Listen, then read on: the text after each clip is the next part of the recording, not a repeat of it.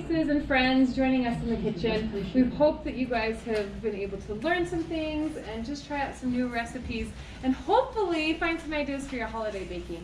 I feel like this is just where we get inspired, and then, you know, the holidays get a little hectic, so you got to keep that inspiration going because we want you guys to make and share treats because we're over the no treats with COVID thing, right? Bring on the treat. No, bring it on. I want to introduce you to a friend. This is Robyn. She's got a company called the Chocolate Workshop, which who doesn't want to work there, right? Some days that's me, actually. It gets to be crazy, right? It gets to be crazy. It's like it's fun. She does a lot of things. So when we're like, oh, I'll make 20 cake pops, she's like hundreds of cake pops. So I can see why that would be a little intimidating. But one thing with Robyn that I absolutely love is that she has really mastered compound chocolate, which we oftentimes talk about how it's the less stress, it's easy to use, but it still can be finicky. Raise of hands who have struggled with compound chocolate. Yeah. Yes, and that's okay. It's okay Yeah. to admit that because we've all been there. Even in our own candy making, chocolate dipping that we've done, every once in a while I'm like, what did I do? And so this is what I love about Robyn is she gives us like a fresh approach to it. There's nothing wrong with compound chocolate. It helps to give us really great looking treats, and they still taste really, really great. And so she's going to help kind of walk through that with you guys because I've been there and I know what it's like to invest the time and the materials and then it doesn't work and it becomes really frustrating. So we thought, let's show how to use compound chocolate and make some cake pops, which if you haven't had cake pops, you're going to love it. It feels just like the perfect little treat, like a slice of cake on a stick, and it's just so fun to be able to see that. Robyn is so creative with the things that she does, bright, beautiful colors. And I always think, man, I just need to call her for my kids' birthdays. She'll make me look really, really good. So I don't know if we put her Instagram on the handout. It's just the Chocolate Workshop, right? There's underscores in there. Okay. Actually, if you scan that little QR code on the front, she took good care it'll of you take guys. you right. But I would highly suggest following along with her there, feeling inspired, and it's just going to be a lot of fun today. So thank you this is her first time here in the demo kitchen. She's taught a hands-on class earlier this year, but she's one of our newer instructors. So be really nice to her, guys. She's great.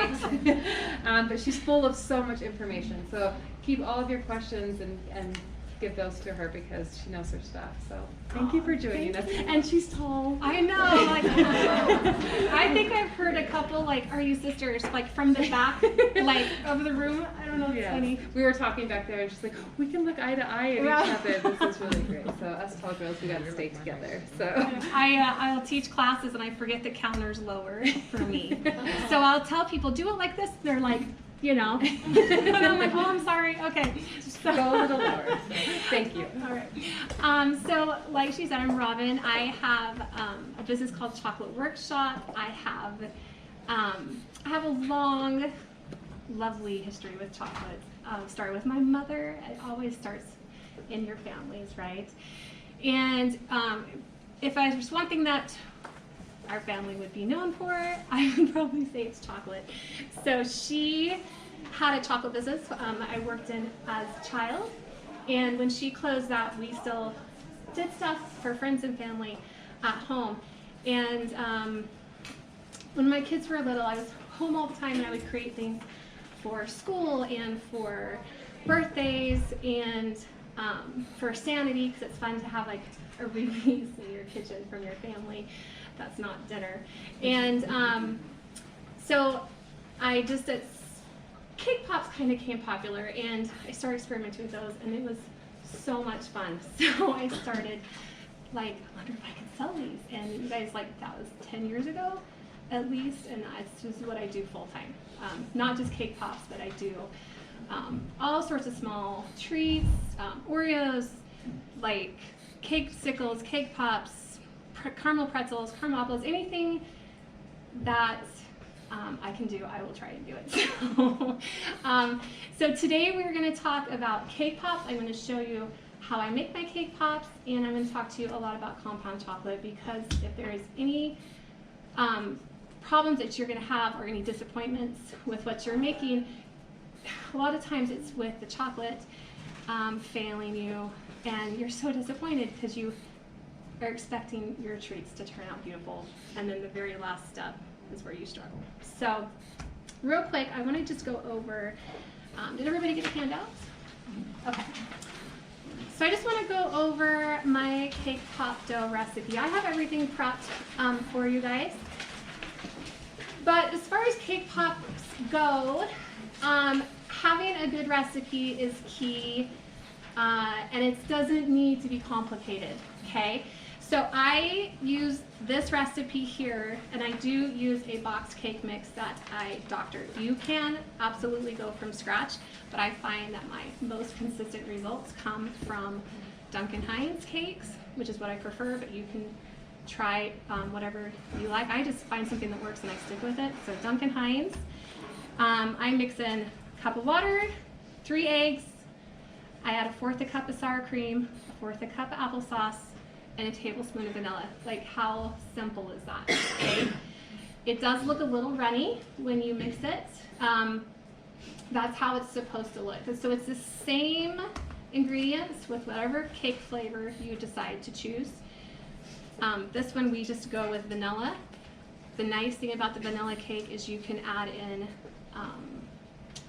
sprinkles or like different additions, and I'll talk to you a little bit about that. But like your most basic starting flavor, I would do chocolate and I would do vanilla.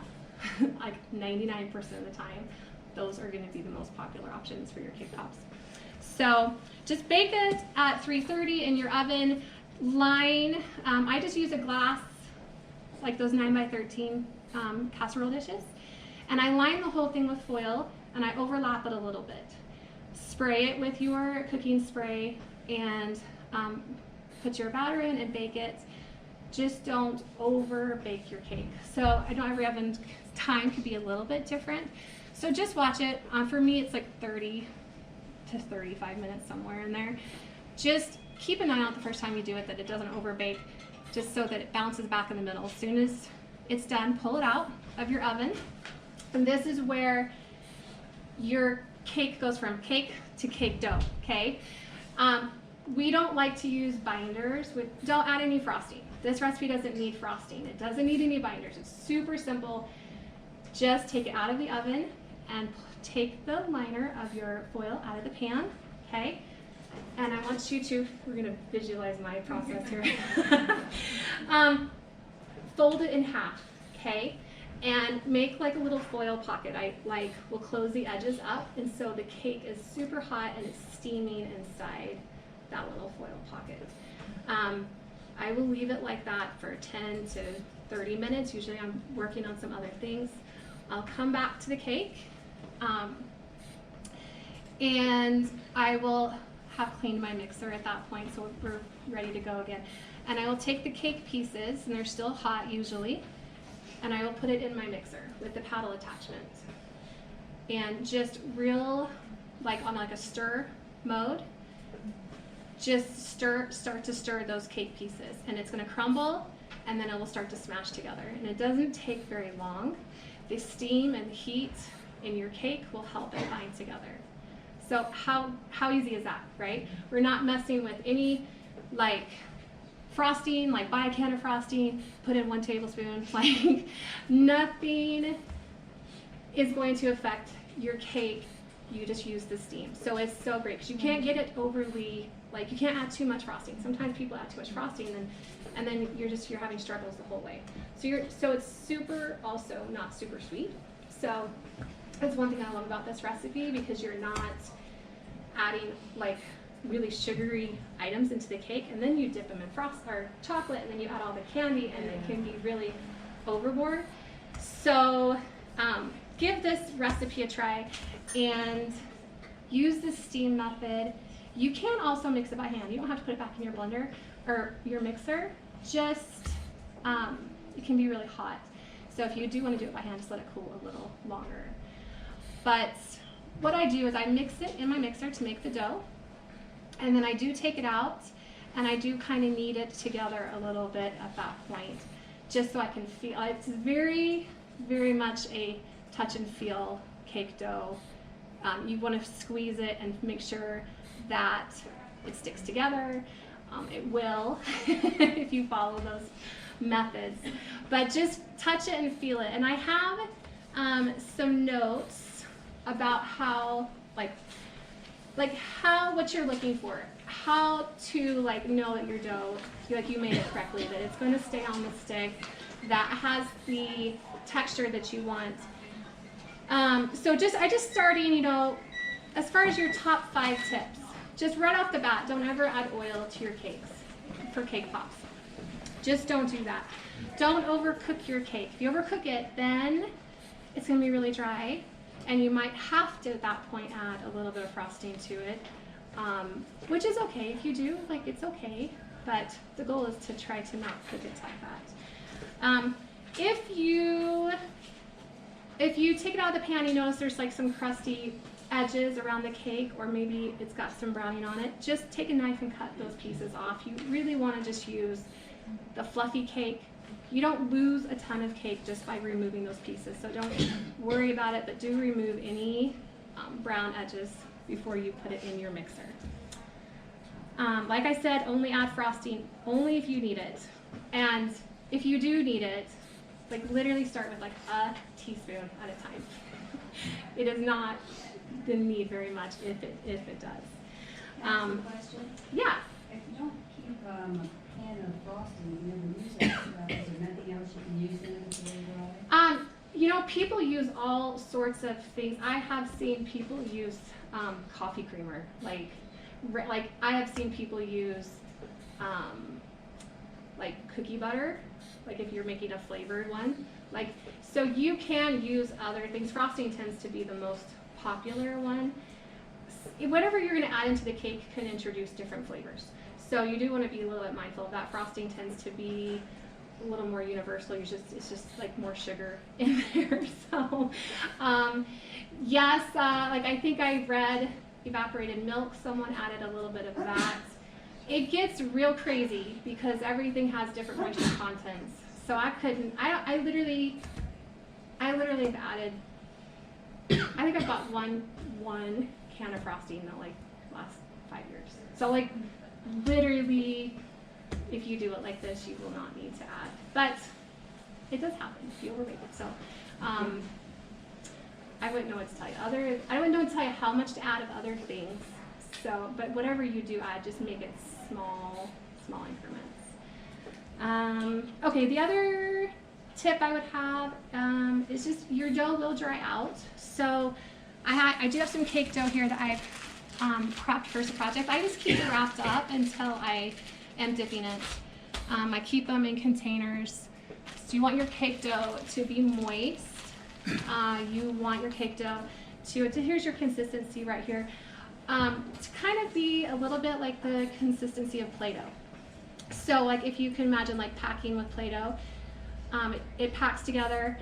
It doesn't crumble when you would roll a ball. It doesn't crumble apart, and it has nice, smooth, there's no hard edges. When you roll it, it's very smooth finish. So that's what you're looking for when you are kneading that cake. Just kind of feel it, and those are the things that you're looking for in your cake dough. The other thing I was going to tell you that to make your cake pops look the most professional is to portion out your cake balls. So I use I think it's a 60 on my cookie. I just use one of these. You can weigh them out. So this makes about a 1 ounce cake ball. I don't do it flat. It's a little bit rounded. And this is how I portion out my cake balls. You can also just use a tablespoon. You can just get a kitchen scale even and do it like that. So portion out your cake, roll them up, and then all of your cake pops will look the same. Sometimes if you get a really big cake ball, they grow the more when you dip them. So you might be this is a great cake ball, and then you dip it and it's huge. So this is what a 1 ounce cake ball looks like, to give you an idea. So just to review on the cake dough process, bake your cake and smash it in your mixer while the cake is warm, okay? I like to portion out my cake at that point. So after I take it out of my mixer, I portion out each ball and I set it out. I don't roll it at that point, I just portion it out. Then you will want to put it in the refrigerator and get it nice and cool.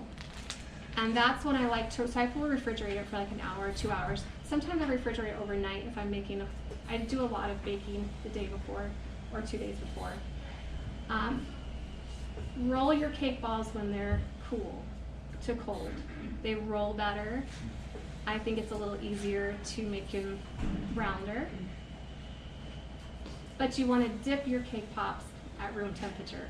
So if you can remember those 3 things, smash it when it's warm, roll it when it's cold or cool, and dip it at room temperature. And at least an hour in the fridge. I would say an hour, yeah, yes, yeah.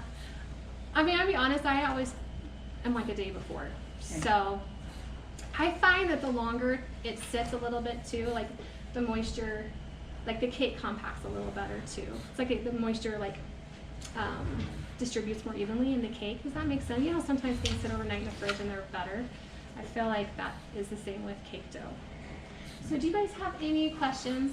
That's everything that I prepped for the demo that you guys aren't gonna see. Yeah. With the applesauce, is there like anything like specific that you use? Just make sure it's like not cinnamon or Yeah, like I just what use kind I just use the regular. I actually buy the organic. Applesauce is pretty affordable, Uh-huh. so I just buy the organic applesauce from like Treetop, you know. And sweet. I have used both, so and I haven't noticed a huge difference. You're only adding 1/4 of a cup in there, so you couldn't do either. I just don't get the flavored kinds. Right. And also for sour cream, get the full fat sour cream. Definitely full fat. Don't skimp on that. All right, any other questions I can answer? Sorry, I Oh, yeah. actually had another one. Yeah. So this says to avoid flat bottoms, set cake balls in a Oh round yes, resting thank you. tray. Yes, so I want to show you these containers. These are doubled food egg containers from Rubbermaid. They are perfect cake pop containers. You don't need to buy anything like crazy off of Amazon. Just go to Walmart and buy, get that off. Buy these containers. What I will do when I store cake pops in the fridge, you will get some moisture off of your cake. It's not a huge deal, but I will put just a little paper towel in my my container. I'll snap the lids so they stay nice and fresh. But they hold eggs, so they hold your cake pops perfectly. So these are ones that I haven't rolled yet, and these are ones that I have prepped already for our class. So these are awesome because if you have a whole bunch of them, you can stack them in your fridge, and Okay, so while they're still warm, you put them in there. I can make you can, yes, yeah, you absolutely can. Even when they're cool though, so even if I put them in when they're cool, you will still get condensation in this. So just definitely, this doesn't come out like wet or crazy, it just captures a little bit of that moisture, so. How many cake pops does one recipe need? You're gonna get probably 28 to 32. Okay. Depending if you lose some cake from cutting if you lose some cake from the edges, or if you have some variations in your cake ball sizes, but somewhere in that range. So usually when I will bake cakes, I will do 2 at a time, because it's so easy to store cake dough. You can freeze your cake dough, you guys. You can freeze it. I don't freeze them rolled. I freeze them just portioned, and I will put them in a Ziploc bag. You could even freeze this if you're doing it for a shorter amount of time. But you can just prep like a bag of like 50 cake balls and put it in your freezer, and then when you need them, you could just pull out. I'm gonna make 12 and let them thaw. So very, very convenient. 100% recommend prepping a lot of cake balls, because if you start making cake pops, guess what? You're gonna make hundreds of them, you guys. So at least that's the goal. Anyway, any other questions on cake dough? Yeah. Okay, so you said you didn't freeze them rolled, so you could have just pinched the Yeah, so I, Or do you weigh them? yep, I just portioned them out. That's what, I don't know if you can tell, these ones are all lumpy. So these ones I've rolled already. So these ones are just portioned out. So I'll just portion them out just like that, and that's what I'll freeze. Yeah. But they have to be cold when you. Yeah, I find for me, I find that's when they roll best. I mean, you can try it if you want to try it, but I feel like I get the best shape that way. Okay, so this is a good little mental note. So it's like a 1, 2, 3 idea. Your cake pops will be good for about 1 week on the counter, like this, okay? 1 week on the counter, although I never have them on the counter that long, honestly. It depends on if you have a really hot house, if you have a lot of humidity in your house, it could change that. So 1 week on the counter, 2 weeks in the fridge, 3 months in your freezer. So, What are the computing with the frosting and when you're telling us? what's that? You're telling us when they're totally dipped and everything. Yes. The time you're doing it. Yes, but also the cake balls too. I don't ever freeze finished cake pops because I know some people do, and I swear I don't know how they do it without them cracking. They sweat when you take them out. Even if the condensation dries, even if you put them in the fridge, do that slow thaw, they get tacky feeling. I don't know. Just don't freeze your chocolate. Don't freeze your cake pops. You literally have a 2-week window that you can make your cake pops and keep them refrigerated. Just work within that time period, and then you don't have to worry about pulling them out of the freezer and them being funky and the texture being weird or them cracking. So that's what I recommend. So 1, 2, 3 on that. Any other questions? Okay, let's move on to dipping. Do you guys mind melting the chocolate while I talk to them about the chocolate?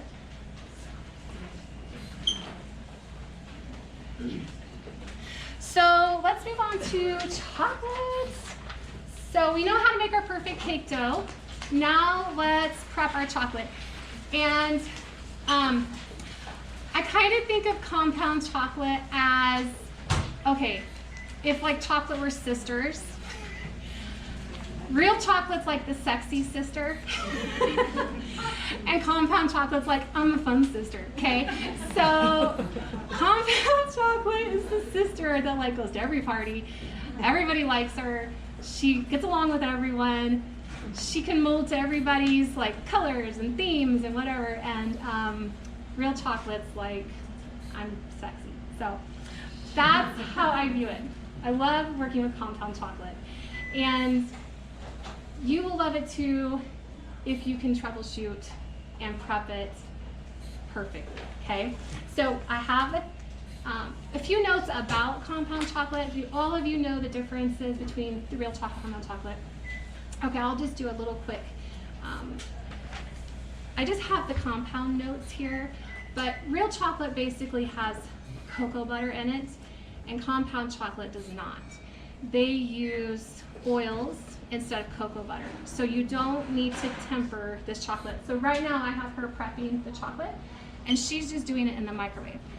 I do have melting instructions. So I have a couple different types of containers I use to melt my chocolate in the microwave, which is so nice because everybody has something like this at home.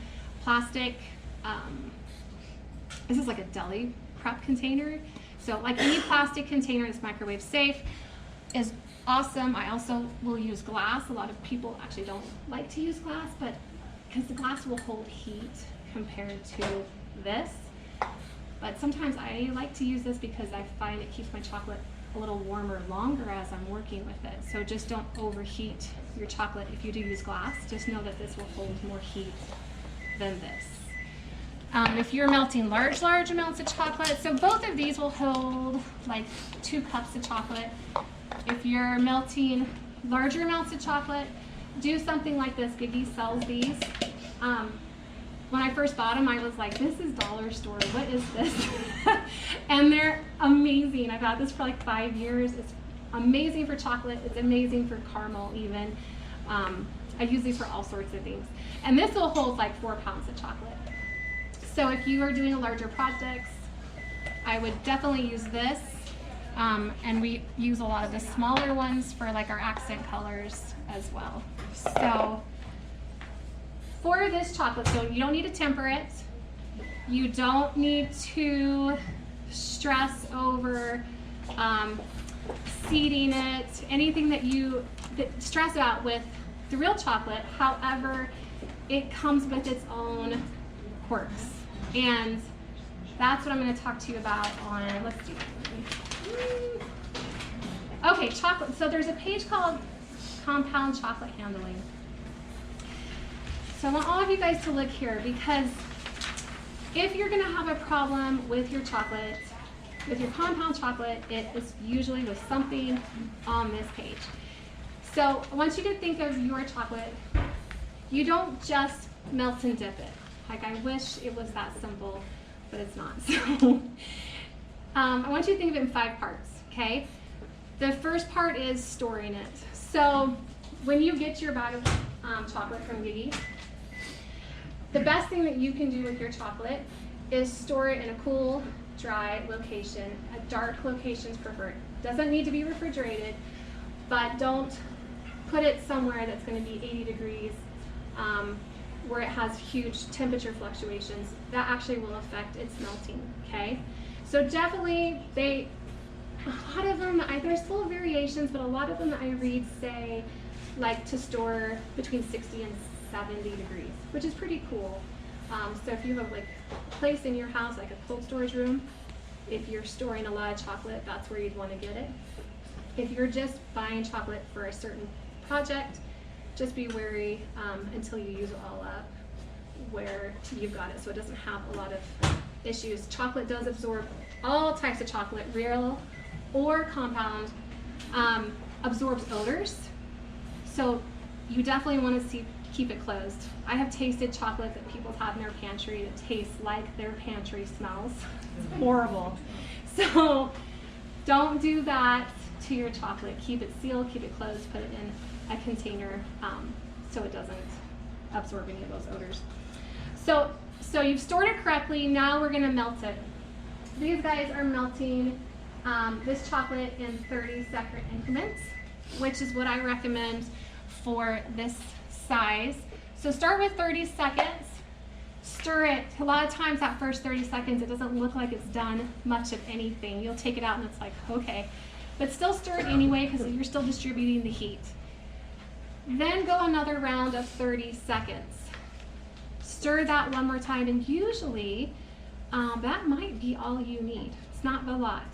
If you do need to go beyond that, do like 10 or 15-second increments, okay? Sometimes just stir it a little longer on that second melt in your microwave, because you just need to just because you have a few lumps in there doesn't mean you need to put it back in. Maybe just keep stirring it a little longer, especially if you're using a glass bowl to melt, because you've got heat in that bowl. So just stir it a little longer, okay? So super easy to melt. A lot of the problems I see with people is they're heating it way too hot. So the chocolate, they're like, my chocolate's so thick. And I'm like, well, you kind of cooked it a little bit. Like, it's super, super thick. That's not always the reason why your chocolate's thick. But if your chocolate is too thick, chances are it's too hot. So, which brings us to the next little step, it's called the cooling stage. And when I'm talking about cooling, I'm not talking about setting. I'm not talking about how it gets hard. I'm talking about how you let the temperature come down, because you have a working range temperature for this chocolate.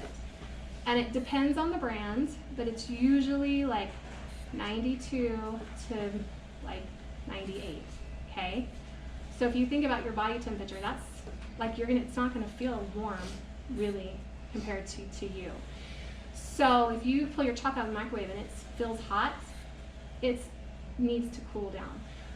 100% of the time I make chocolate, I have to let it cool before, and I get impatient because I have a lot to do usually, and I'm like, come on. So, I will, if my chocolate is too warm, I will take a little handful of unmelted wafers and I'll stir them in, and that will cool it down. So that's a quick way to move on with your project. So what's the working temperature? So I would say 92 to like a 98. So 98 is a little bit higher for some. Like I feel like Guittard, you have a higher working temperature than Merkin's. Merkin's definitely 92. The snaps, the Van Leer snaps, which is what we have here today, absolutely more like a 92, even a little bit below. Okay.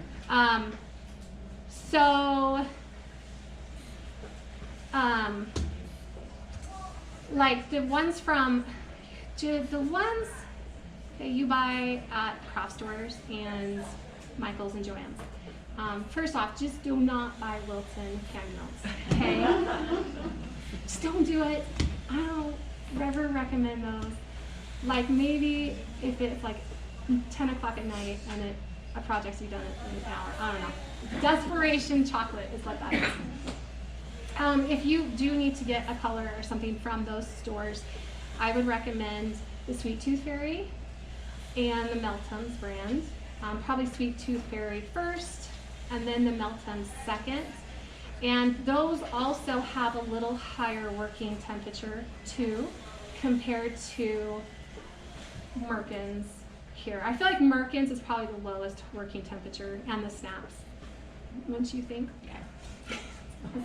My friend is here. She has made a lot of stuff with us. This is what we talk about all the time. So once you have your chocolate melted, we're gonna look for the consistency for dipping your cake pops. So I want to show you, if you have one of these, amazing. This is a great tool just to help you along. You don't have to. I actually never used one of these for like 10 years. When I bought it, and I'm like, why have I not had this the whole time? So I'm just gonna check. So she melted this. This is at 94, okay? So at 94, I want you to see what it's supposed to look like. So that is great. And we can work with this for a little while. This one I probably think is a little bit hotter. Yeah, this one's 98, which is still fine. Probably for dipping cake pops, I would probably let that cool a little bit more. I would probably dip my cake pops in this right now, but I will let that one cool a little bit, because if it's super hot, it's just gonna run off your cake pop. Cake pops are the trickiest ones. If I was molding Oreos, absolutely, I would go for it with this, right? But if you're dipping a cake pop, definitely use chocolate that's a little cooler. So, yeah. How do you know when you want to use the Paramount crystals? Yes, so when the Paramount crystals are a thinning ingredient that you can add if your chocolate is too thick. And I know people that add a little bit of Paramount crystals to the chocolate as they're melting it every time. I don't do that. I only add it if I need it. So what I like to do is I wait till I melt it, and I wait for it to get to my working temperature, and then I look at it. And if this is not flowing well, then I'm okay, I'm gonna add some Paramount crystals at this point. So I don't add it before, because you can thin it out too much, and then it's just super, super thin, okay? So if it is too thick, if your chocolate's super old, it will be thick. And not like super old, but like older. Because you do have like a whole year. This chocolate's good for a year. So maybe you've had it for like 6 months or something. It might melt thicker than fresh chocolate. Or if it wasn't stored correctly, it might melt thicker too. So then you would want to add the Paramount crystals when you notice it's still too thick in your working temperature range, okay?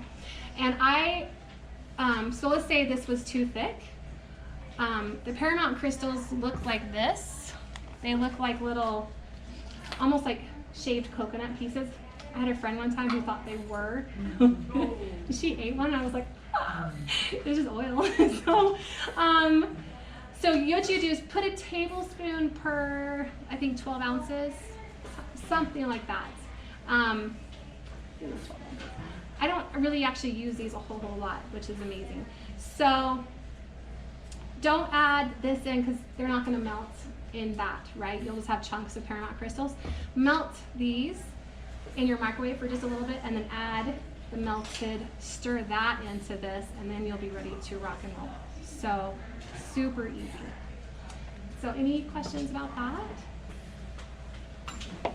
Okay, so let's get dipping some cake pops. I want to show you, I do not ever recommend touching cake with your bare hands, just because I think it's gross. So don't do that. Always wear gloves. Ugh. So for your cake balls, so I have some that are already prepped that I roll, but I just want to show you how I roll them. This is a cake ball that I mixed with chocolate and vanilla cake, so it's got a little bit of a marbled. I had chocolate cake and I had vanilla cake, and I kind of just put them together, and then I marbled it together with just 2 types of cakes. Super fun because you get both flavors. So this is my portion cake ball, and I start with just squeezing that a few times, and then there is practice that comes with getting this. So you can just squeeze it. If you don't like it, you guys, start over, okay? Don't be discouraged if you're like, I can't get it round. Just try again. So everyone has a little different technique. We probably all have different shapes of hands. So I use like one hand and I roll it against the other. And that is how you just roll them. So I'll roll them and I will just set them in my resting tray. So squeeze just a few times. And you don't have to roll like a super long time, just till it's round, okay? So this is the cake recipe with no binder, no, has the applesauce, has sour cream. This is what I've made. So once you have your cake balls ready. Robyn, Yeah. on the chocolate, are you just using Duncan Hines chocolate cake mixed with the other ingredients? Yes, yep, Done. yeah, Thank you. super easy. Yeah, that's what this was. This is I think it's like chocolate fudge Okay, on the box. thank you. And the white is called vanilla, or the vanilla is white, and we add extra vanilla into it. So to put on your sticks, you can dip your stick in some chocolate and put it right in the cake pop. I don't even do that, because this does not fall off the stick, but you can if you want a little reassurance.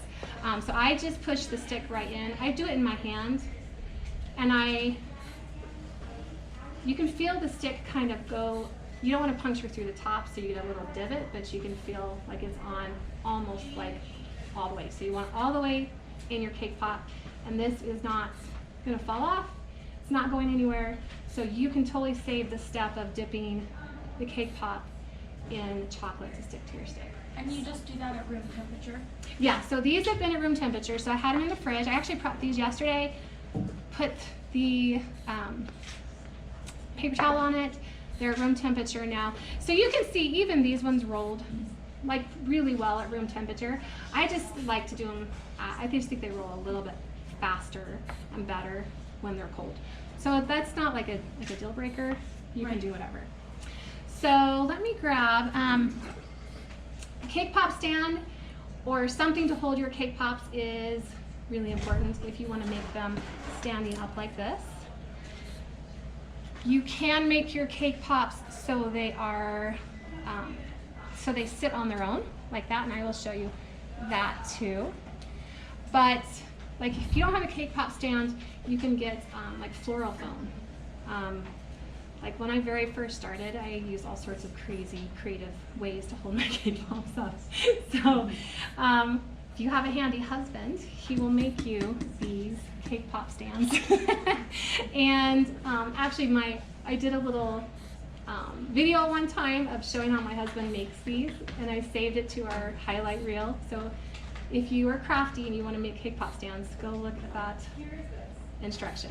So I'm just going to prep these. Do this one.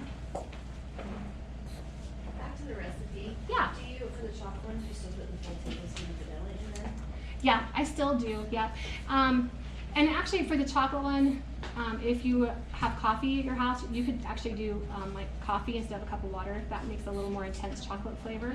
Also, I don't do that super often, but that's a good thing that you can do as well.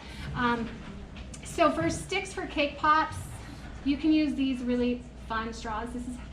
Cake pops, you can make them as simple or as fancy as you want with your details and decorations. So to use these as a stick, because they're kind of long, So this is like a 6-inch stick. I will trim them down because I think they're really awkward when you have a very tall stick with a little cake ball on the bottom. So I do trim them down to be about 6 inches. I just eyeball it, so nothing. So when I do that, I put the cut side in my cake pop, okay?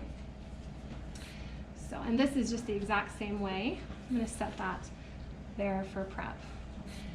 You can make these lollipop style I'll just show you this.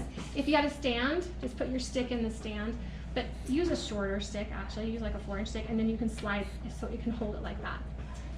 So if you do want to make them lollipop style, that's a little trick, so to hold them upright, okay? All right, alrighty. So I want to show you, I've been talking, so now that we gotta melt these, we put that back in for just like 10 seconds.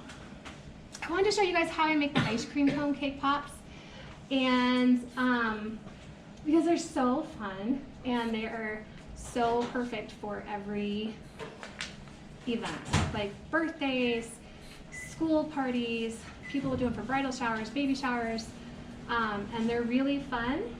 And it's the same elements, ideas for dipping these, but we're gonna add a little, make them look like little miniature ice cream cones. So let's start with, there's no dumb questions, yeah, go ahead.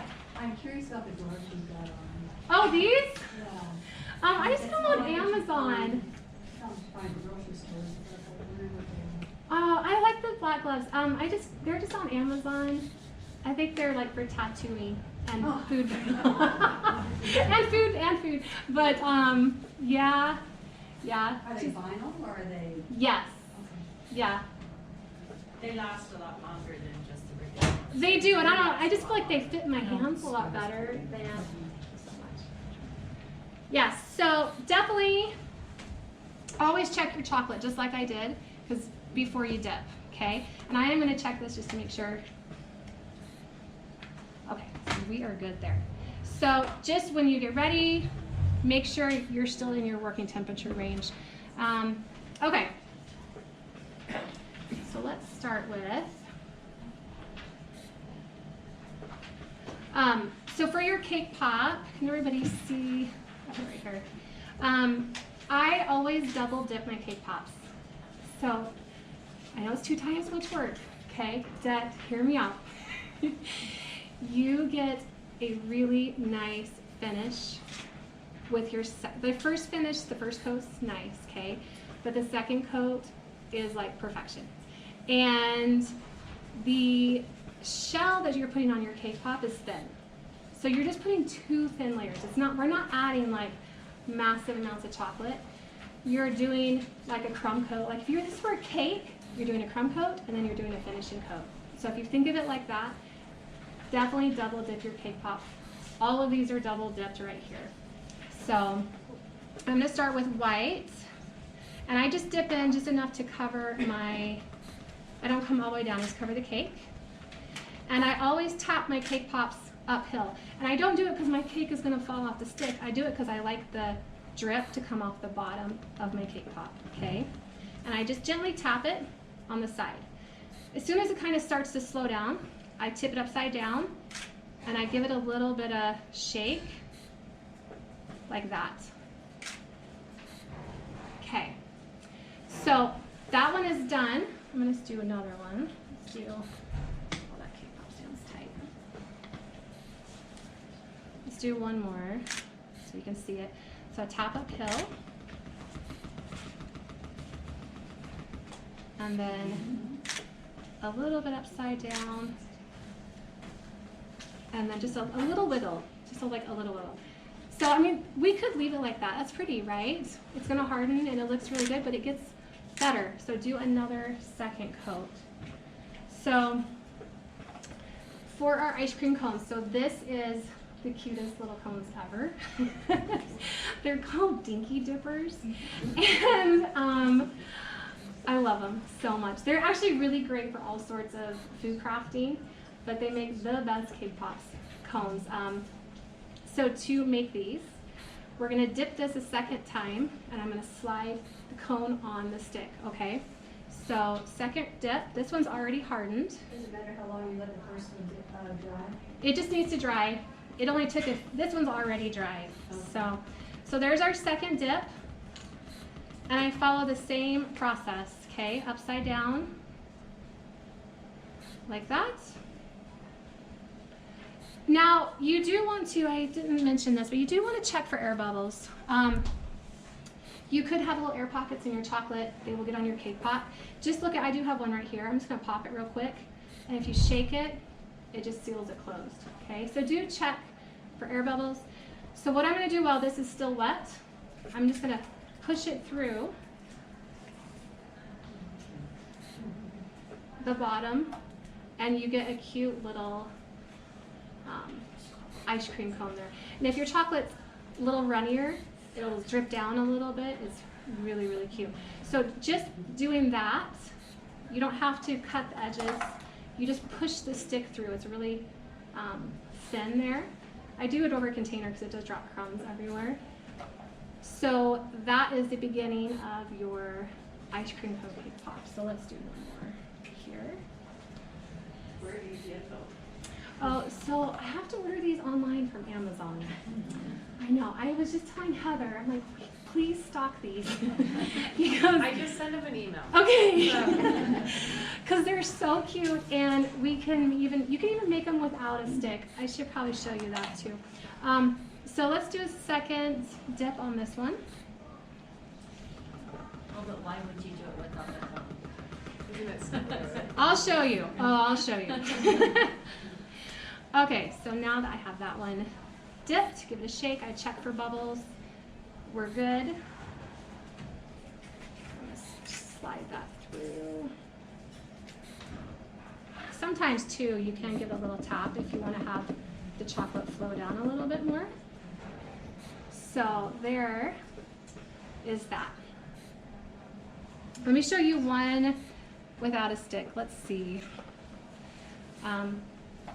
Because you can fill it with like little mini M&Ms or little tiny candies. I don't know. It gets better and better and better.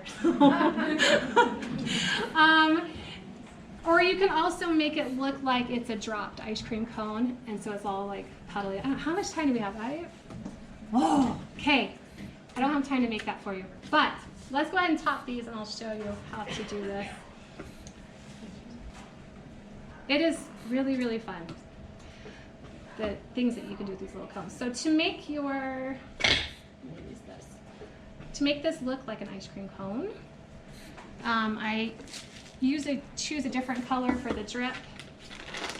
I use a 6-slit for the cherry on top and sprinkles. So just pick your favorite. You can use a piping bag, okay? So if you're doing a whole bunch, you can do a piping bag. You can use a spoon. I have a little, this is a little spatula here.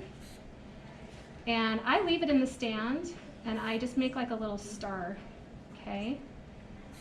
So it looks like it's dripping.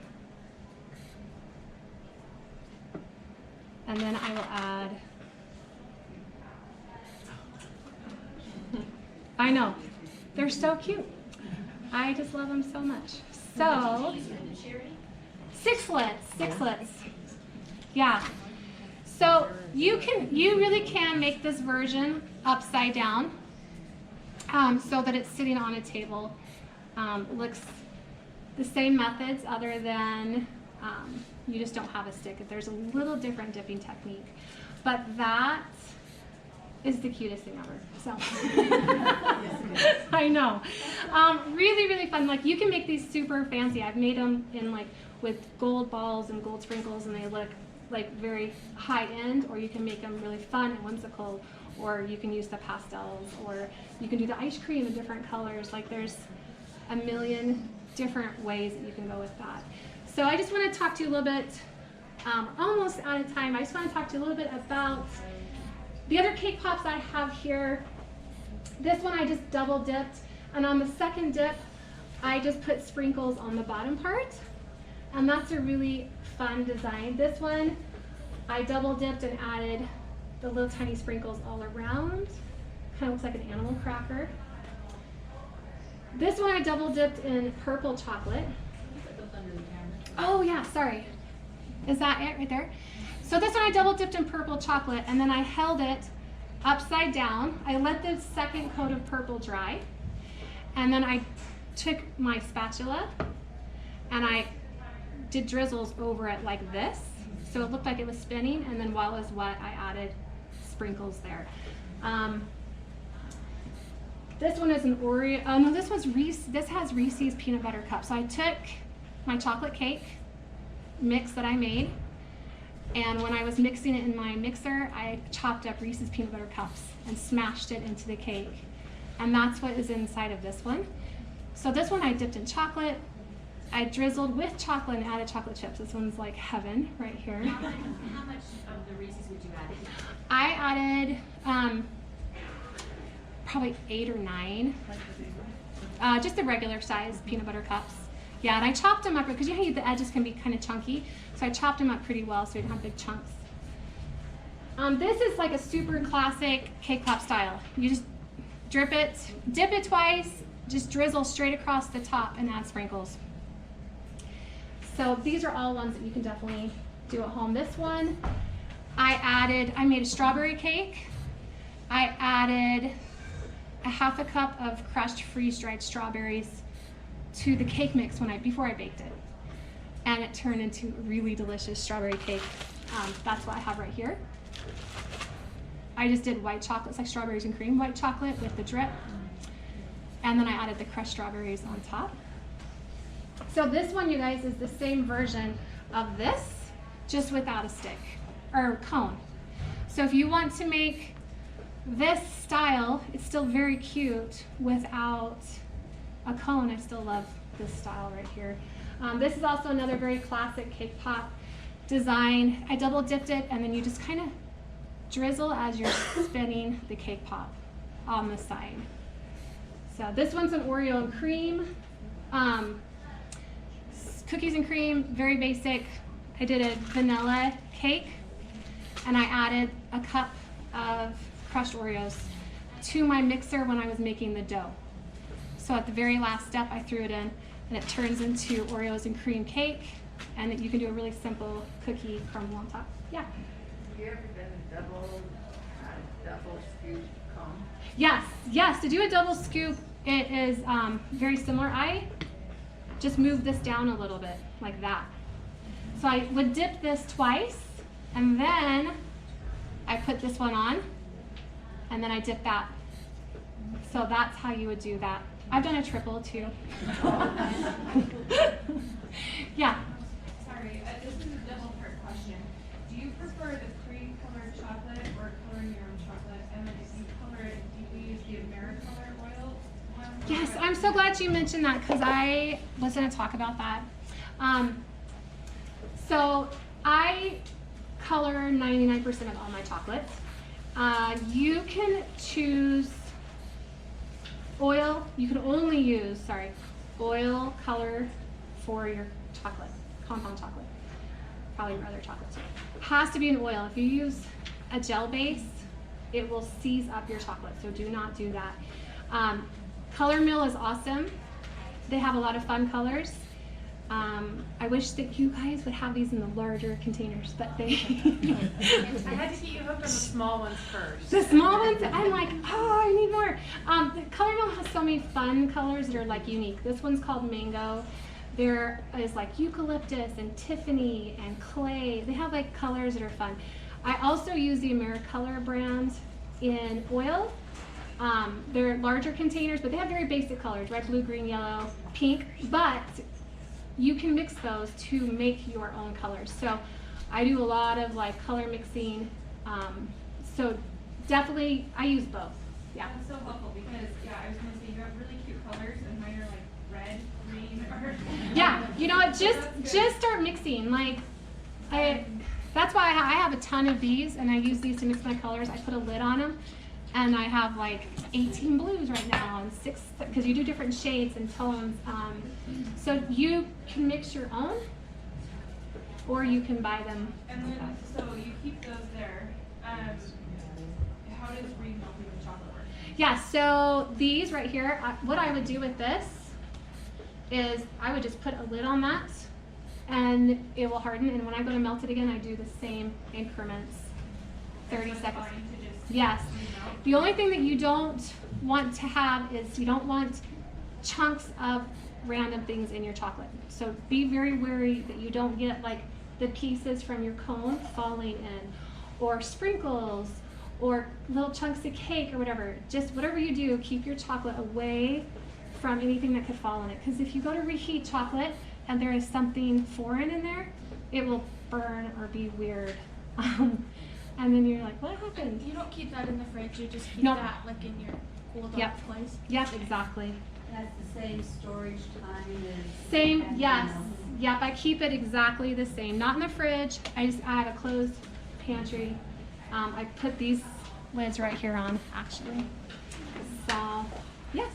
Okay, so like with the Reese's, you said you put it in after you cook. But Yes. with strawberry, you put it in before. How do you know?